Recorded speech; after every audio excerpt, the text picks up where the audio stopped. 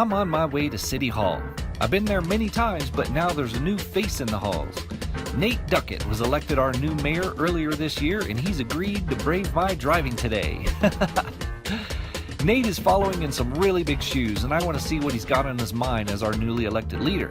Is he thinking about oil and gas? Is he thinking about the power plant? Is he thinking about outdoor recreation initiatives? Is he thinking about downtown revitalization? Is he thinking about the new Star Wars movie? I want to know! You know, I like doing episodes like this. This is where viewers get to see that our local elected leaders, our community leaders, our business owners are all just regular people doing the best they can to make our community a better place. And Nate is all of those things. He's the mayor, a community leader, a business owner, and a regular guy. You've seen this show before. This will not be a podium speech by the mayor. This will not be a bid to stay in office. This will be Ken and Nate, two guys in a truck, taking a drive through town, chatting about things they'd like to see happen in their community. The city's faced with some important issues, and I've been talking with some really great people about economic development. I want to see what similar things are in Nate's mind. Want to see how it goes? Come along for the ride in Ken's Think Tank. Ken's Think Tank is made possible by the following sponsors. 505 Motorsports in Farmington is awesome. They sell vehicles of all makes and models, as well as four-wheelers, motorcycles, boats, RVs, and more. They even offer in-house financing and co-signment. If you want your vehicle to shine like a diamond inside and out, it doesn't get any better than Blue Diamond Auto Spa. From a quick and easy wash and go to a full detail, they're the best in Farmington. Give your vehicle a day at the spa. Mr. Mayor, Ken? we are picking you up from City Hall, your new home. Yeah. As of this year, time. you just got elected. Yes, sir. So first, congrats on the election. Thank you. Right on. You're following in big footsteps. Does that intimidate you at all? There's a lot of big footsteps for sure. Yeah, Tom Taylor, Bill Stanley, Tommy Roberts. Those are big shoes, man. Yeah. Those guys have been around for a long time, done a lot of good things. Yeah. For Farmington, so yeah. So you've been in office how long now? Well, I was city councilor for 4 years, and so I've been mayor since March. Since March. Yeah, March 13th. So since you've kind of stepped over into a different part of the building, is it what you thought? It is, and it's a lot more. Yeah. And it certainly is a lot more. You don't realize maybe the status of the mayor's office. Sure. In regard and how people view it. Right. And so there's a lot of responsibility in that, and people want the mayor to come to a lot of things and support their cause, and so yeah, that's been pretty interesting. Were you fully aware of all the other stuff? No. No, and I think I try to prep myself, just trying to think, because I'm a 40-year-old guy. I've got two kids. Wife's a nurse here at San Juan Regional Medical Center. I own an insurance agency here in town. So already busy. I coach baseball, coach football. And I'm like, when this kind of all came up, we're having conversations about what would stop me from pursuing this and trying to do the best I can for my community in that position. Right. And it was about time. Do I have the time and ability to commit to it the way that Tommy did? Yeah. And then, Tommy's situation, the opportunity there for him, of course, he's retired. And he's got more time. Sure. But I feel very blessed, and I feel like I was in the right place at the right time with what was going on in my life to be able to say I do have that time. Okay. And I've got great staff at my agency who take care of the clients very well, and a fantastic wife and support group in my family, and everybody was on board, and so we're going full steam, and I'm excited to be in this role. That does help to have staff kind of taking care, because you're not making a living on being the mayor. No, you're not. No, you're not. So it helps to have some kind of other revenue. You got to have that other business. And it's interesting. I mean, it's just an interesting thought here in New Mexico, and our state legislators are paid a per diem. They're not paid a salary. They're paid for each day that they serve in Santa Fe or on a committee. Right.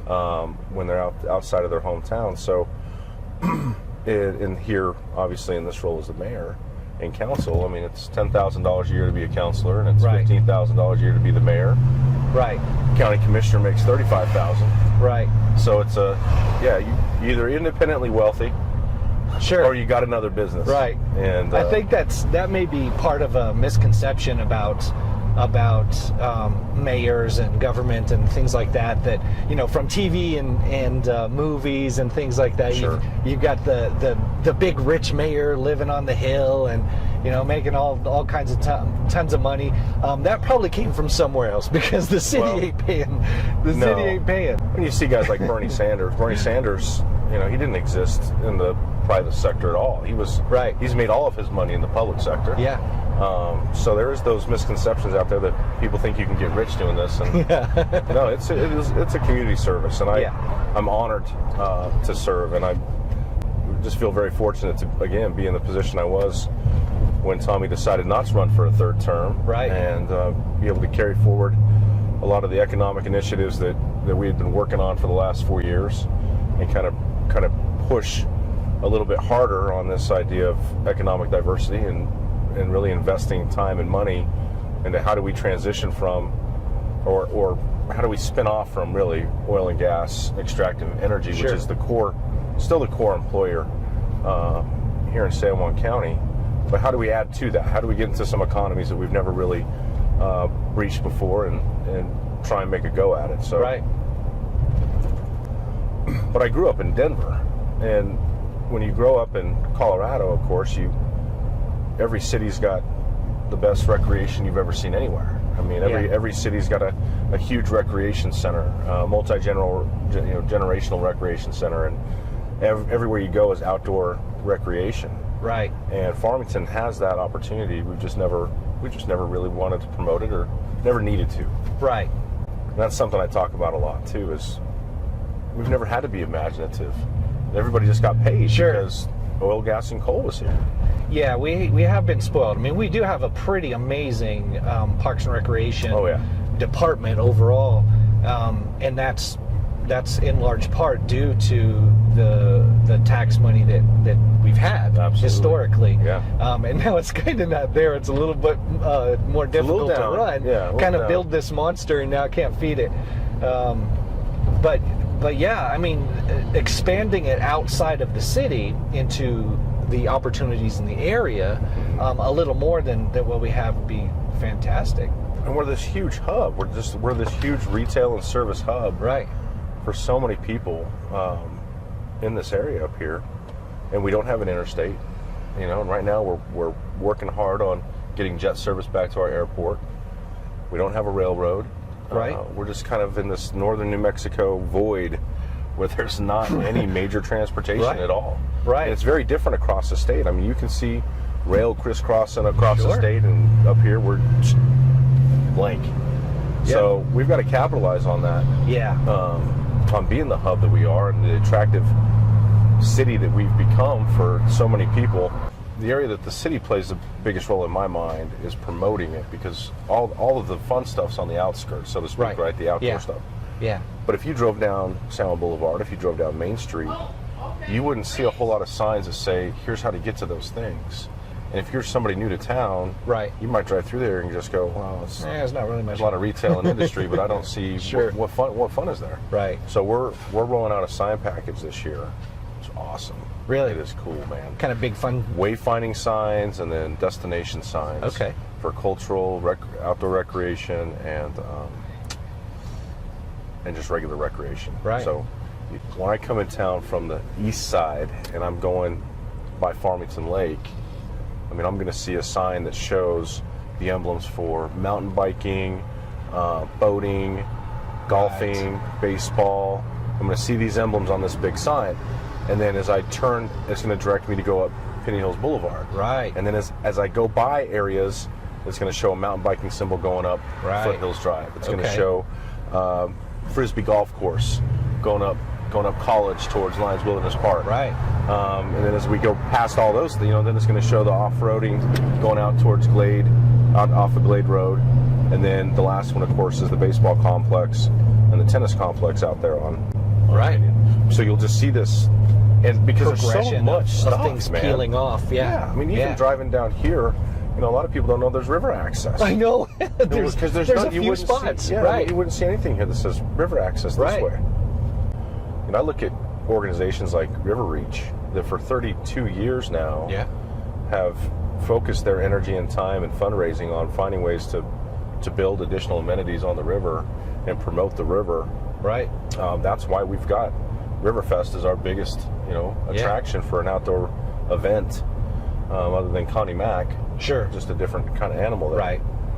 But groups, we're working hard with these user groups, the mountain bikers, the off-roaders, horseback riders, trying to really get their input, get their ideas, because we want them to take ownership of it, which a lot of them do, but also focus some of their fundraising investments on trail development and trail improvements and making us the Moab of northern New Mexico. Absolutely. You know? We've got every bit the possibility of what Moab has. It's just a different sort of environment, which I contend is not a competing environment. It just provides, you know, we got to, like someone who's interested in that, the stops would be, you know, definitely got to stop in this area. In Farmington, we got to do that, and then we're on to Moab, and it's just those different experiences. Right. Kind of like going up and doing the mountain trails in southwest Colorado. You know, the same thing, doing some of those loops. It's not what we have here. It's not what Moab has here, but they're kind of non-competing, and I think, you know, putting all that stuff in one bucket provides an overall experience that everyone benefits from. I think you're right. Yeah. I mean, I think if we're looking at how would people come to Farmington if they were going to, I think I have to look at Phoenix and that market down there and say, if I'm somebody in Phoenix who loves mountain biking or I love off-roading and I'm going to Moab, we need to be bringing them up through Farmington. You know, Cortez has some amazing mountain bike areas. Durango's got amazing mountain bike areas, and then they can shift up that way and go towards Moab for that final order, and then they can go up to Grand Junction and Fruita, which has been blown up with mountain biking right now. Right. And we got two campgrounds that have just been built in the last year. Yeah. The one at Brown Springs in the Glade, so 3 miles off of Pinion Hills Boulevard, which just behind that area is some of the most beautiful off-roading you'll see anywhere in the world. I mean, it's just awesome.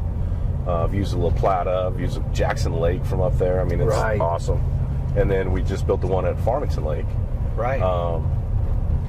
So, I mean, anything you could want to do outside, we want to be that hub. Yeah. Because you can do it. I mean, the stuff they're doing at Navajo Dam right now at the marina, just amazing. It's beautiful. That's got to be one of the best marinas in the world. As a matter of fact, I think it was picked in some marina contest as either like top 3 marinas in the United States or Western United States or something. Yeah. I mean, they put so much investment out there. Yeah. Really cool improvements up there. That was my first job here. Was it? Yeah, my summer before my junior year of high school. A buddy and I got hired by Alan Hawkinson, who was one of the owners out there. Great guy. Yeah, and he hired us for the summer and paid us $1,000 a month. And man, we worked the marina, and it was awesome. I mean, you know, dealing with all the houseboats and pumping out the black water from the houseboats, running the dock, you know, the store, the gas station, anchoring the marina, you know, as the water ebbed and flowed. So that was a blast. Those are experiences you don't forget. Oh yeah, you know? yeah. So with all these economic development things, a lot of them do point back to transportation or accessibility, and we're really not all that convenient to get to. Right. And that's always been an issue. And the airport plays a big role in that. And really I've heard some efforts that were underway before you came in office of trying to get service back up there and whatnot. So how are those efforts? There was something about extending the safety area, which is way lower cost than extending runway. Right. But the safety area, which would allow us to upgrade and have the bigger planes here, which we used to service, but because of safety regulations changed all that. Yeah, so now they're not allowed to land here. But are those things kind of moving forward? And I'm glad for area. I'm actually glad you mentioned that. We were just awarded an $800,000 grant. Nice. To go out and market air service, jet air service to our area. Yeah. FAA is really working with us in our plan. Mike Lewis, the airport manager, the guy is dynamic. He's the airport manager of the year. If for an airport that doesn't have that's a tough accomplishment. Honestly, I was like, wow, that's okay. But Mike's been working tirelessly at this plan and trying to find the workaround. And I think the FAA is on board. SkyWest, air provider, they're interested in flying out of here, but they've got to have that EMAS area that they speak of at the end of the runway.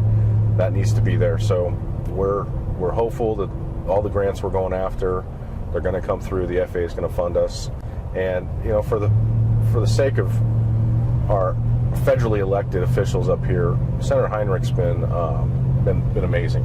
Yeah. And Jim Dumont, who works out of his office here in Farmington, they have really worked hard on our behalf in regards to the airport and trying to do what they can from their seat in Washington.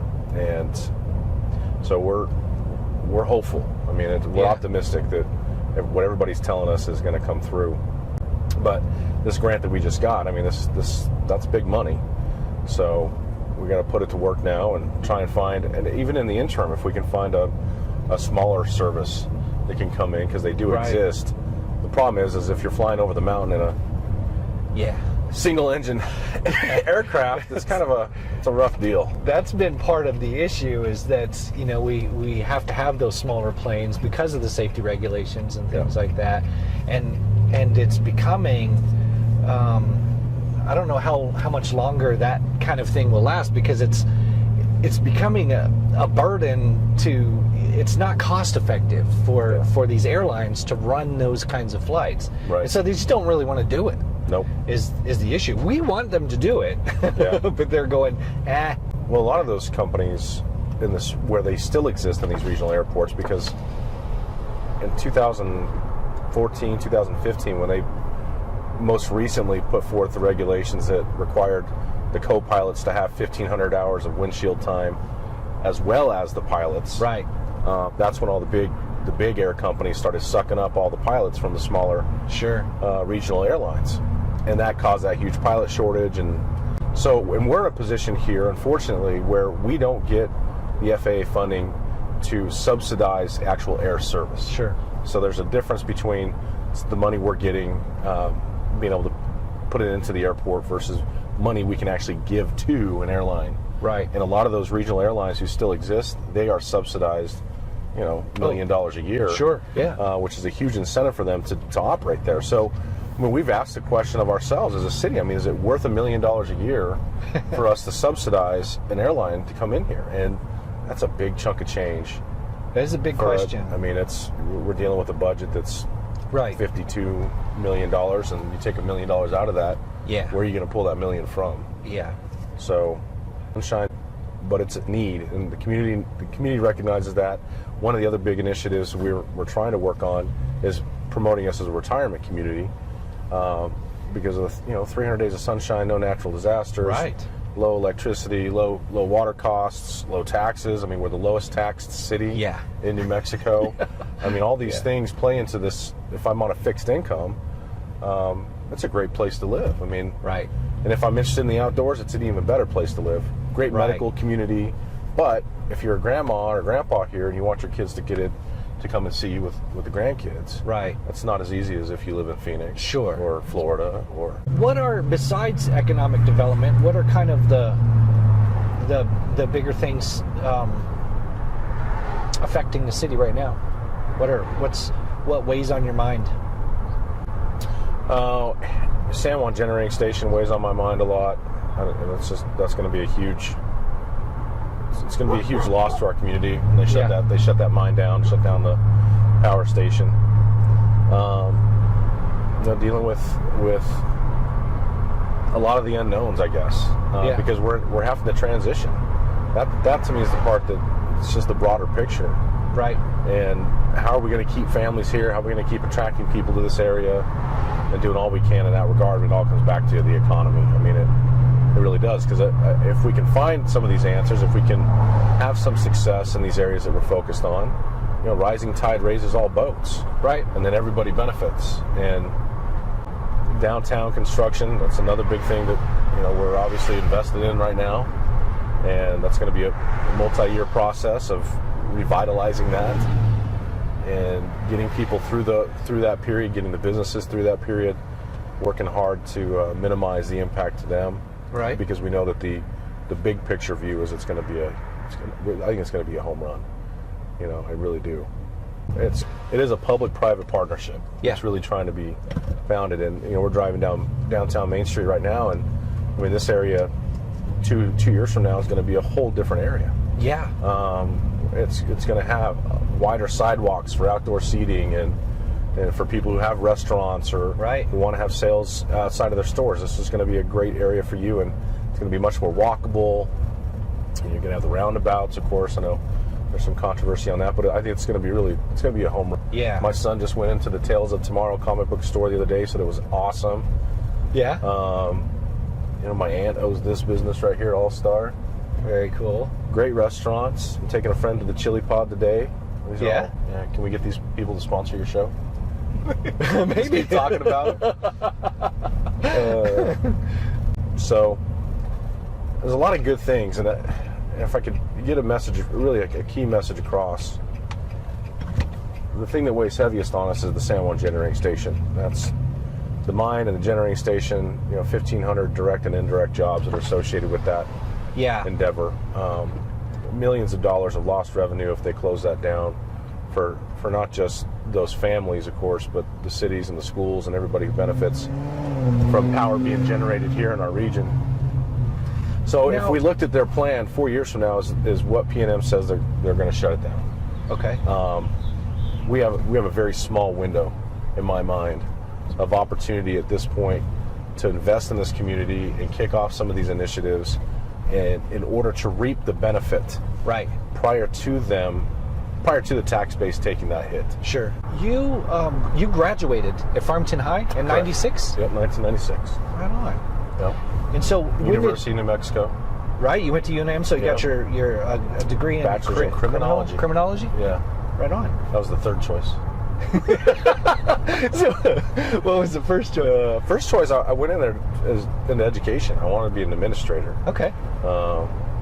Frank Stimick was my vice principal. Seriously? In high school, and he was like my idol, man. I wanted to be like Frank Stimick. That guy. Man. I love him. Such a great guy. Yeah. Then I worked for Hastings Entertainment for 12 years and ran stores for them in Texas and Arizona and back here in Farmington.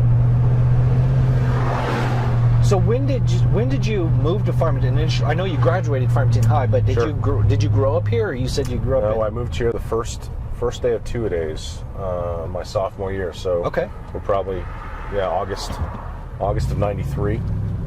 Yeah. So I spent all 3 years here at the high school. Cool. Great high school, great experience.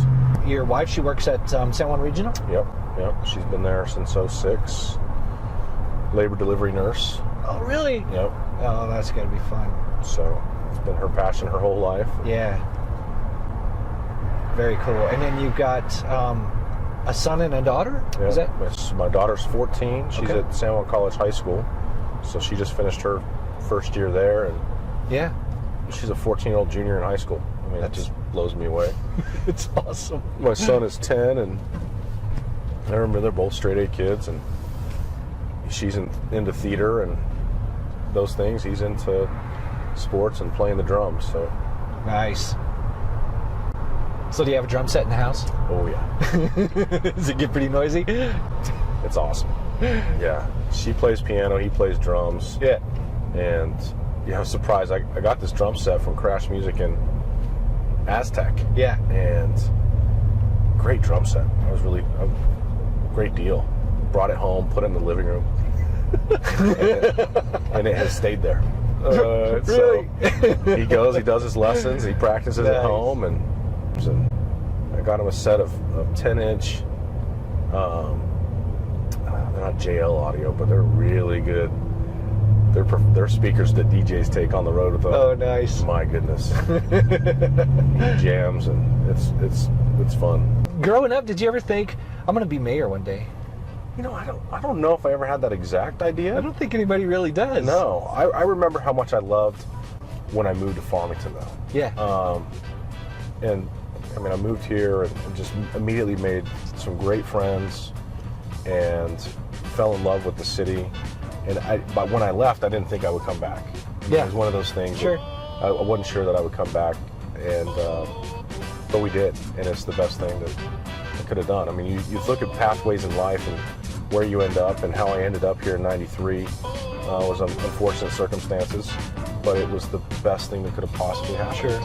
Yeah. And I'm proud to be here, and proud that people believe in me and what we're trying to do. Yeah. That's really cool. Yeah. Well, cool. Well, thanks for going on this ride with me. Man, excited to watch the episodes. Yeah. So, if having, I wonder what that is. Maybe they heard I kidnapped you and they're setting up roadblocks to. Tire bomb. Yeah. Exactly.